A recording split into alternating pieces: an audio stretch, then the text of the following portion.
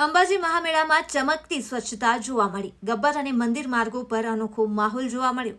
ભાદરવી પૂનમ મહામેળા દરમિયાન અંબાજી, ગબ્બર અને મંદિર માર્ગો પર સ્વચ્છતાનો અનોખો જ માહોલ જોવા મળી રહ્યો છે। આસ્થા તમારી, વ્યવસ્થા અમારીના મંત્ર સાથે આ વર્ષે ખાસ સ્વચ્છતાની વ્યવસ્થા ઊભી કરાઈ છે। જિલ્લા વિકાસ અધિકારી અને સ્વચ્છતા નોડલ ઓફિસર શ્રી એમ.જે. દવેના જણાવ્યા મુજબ મહામેળામાં કુલ 1500 જેટલા સફાઈ કર્મીઓ જોડાયા છે અને 80 ટ્રેક્ટર મારફતે કચરાનો નિકાલ કરવામાં આવી રહ્યો છે। સમગ્ર વિસ્તારને 5 ઝોનમાં વહેંચી સતત મોનિટરિંગની વ્યવસ્થા પણ કરાઈ છે। જિલ્લા કલેક્ટર તથા અંબાજી માતા દેવસ્થાન ટ્રસ્ટના ચેરમેન શ્રી મિહિર પટેલના માર્ગદર્શન હેઠળ સ્વચ્છતા ત્યાં પ્રભુતાના મંત્રને સાકાર કરતા ખાસ ભાર મુકાયો છે। પગપાળા યાત્રા લઈને આવેલા ભાવિકોએ પણ સ્વચ્છતા અને સુવિધાઓ અંગે સંતોષ વ્યક્ત કર્યો છે।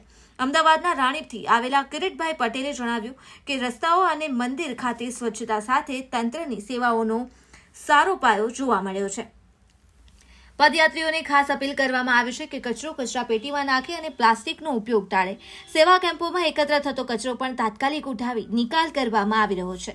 લાખો માઈ ભક્તોની હાજરી વચ્ચે અંબાજી અને આજુબાજુના વિસ્તારોમાં ચમકતી સ્વચ્છતા સૌની આંખે ચડી રહી છે। બ્યુરો રિપોર્ટ સહિત કુરેશી સાથે ભાવેશ પરીખ, બનાસકાંઠા। આસમ ગામથી અહીંયા અંબાજી આવ્યા છે। અહીંની સ્વચ્છતા જોઈને એકદમ મન પ્રસન્ન થઈ ગયું। અહીંયા કાચ જેવા રોડ છે અને સફાઈ કામદારો પણ નિયમિત રીતે સફાઈ કરતા રહ્યા છે।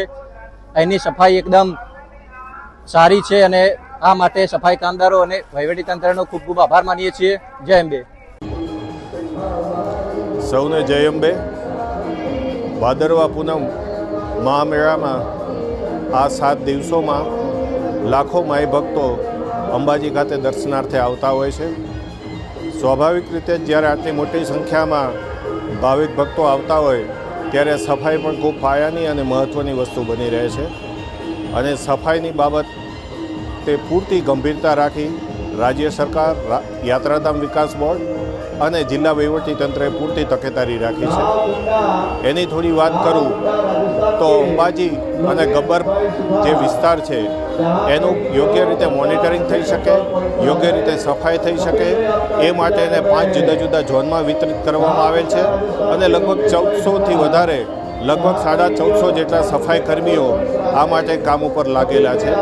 સાથે જ આ મેળાની વિશેષતા એ છે કે માઈ ભક્તો પદયાત્રા કરીને આવતા હોય છે, ત્યારે પદયાત્રાથી આવતા માઈ ભક્તો માટે પણ સ્વચ્છતા જળવાઈ રહે એ માટે જે અંબાજીને જોડતા રૂટ છે ત્યાં સફાઈ પૂર્ણ રીતે થાય એ માટે જુદા જુદા ટ્રેક્ટર્સ અને ટીમ મારફતે સફાઈનું આયોજન કરેલું છે। લગભગ 50 જેટલા ટ્રેક્ટર્સ એજન્સી મારફતે અને બીજા ગ્રામ પંચાયતના પણ 30 જેટલા ટ્રેક્ટર એના માણસો સાથે કામ કરી રહ્યા છે। એના સુપરવિઝન માટે ક્લાસ 2 લેવલના અધિકારીઓ પણ ફરજ બજાવી રહ્યા છે અને સંપૂર્ણ રૂટ સ્વચ્છ રહે એ માટેના સતત પ્રયત્નો ચાલુ છે। સૌ માઈ ભક્તોને પણ મારી હૃદયપૂર્વકની વિનંતી છે કે આ સ્વચ્છતા જાળવવામાં ખૂબ ખૂબ સહયોગ કરે। ખાસ કરી પ્લાસ્ટિકનો ઉપયોગ શક્ય હોય તેટલો અટકાવીએ અને જ્યારે ઘણીવાર સેવા માટે, સેવાની ભાવનાથી જ્યારે કોઈ કેમ્પમાં આવતા હોય છે ત્યારે એવી વસ્તુ વિતરિત ઓછી કરીએ કે જેનાથી કચરો વધારે થાય આખા રોડ ઉપર અને એ જો એ પ્રકારનું વિતરણ કરવાનું હોય તો આપણે પોતે જ એવી વ્યવસ્થા રાખીએ કે ત્યાંમાં એક કલેક્ટ થઈ શકે। સેવા કેમ્પના જે કચરા વગેરે સોલિડ વેસ્ટ છે એ કલેક્ટ કરવા માટે પણ અમે ટ્રેક્ટરને સૂચના આપી છે કે ટ્રેક્ટર મારફતે એ કચરો કલેક્ટ થશે। ફરી એકવાર સૌને ભાદરવી પૂનમની ખૂબ ખૂબ શુભેચ્છાઓ। જય અંબે। જય અંબે પગપાળા સંઘ રાણીપ અમદાવાદ। અમે ત્યાંથી 81 માણસનો સંઘ લઈને આવીએ છીએ। રસ્તામાં મને કોઈ તકલીફ નથી પડતી। માતાજીની એટલી અટૂટ શ્રદ્ધા હોય છે કે એટલા બધા ફૂલ્લા પડે કે પગમાં કોઈ બી તકલીફ પડે છતાં પણ અમારા ઘણા એવા છોકરાઓ છે કે જેની શ્રદ્ધાના કારણે ચાલતા આવી શકે છે। અમારા સાથે ઘણી પબ્લિક હોય છે। રસ્તામાં એટલી બધી સ્વચ્છતા વ્યવસ્થા અને મંદિરમાં જે દેવસ્થાન છે ત્યાં સરકાર તરફથી અને આયોજક તરફથી ફૂલ સારી વ્યવસ્થા હોય છે અને ફૂલ સગવડ હોય છે। કોઈ જાતની કોઈ પબ્લિકને કોઈ તકલીફ પડતી નથી અને માતાજીના પ્રેમથી દર્શન હરખ સાથે કરી શકીએ છીએ। જય શ્રી અંબે।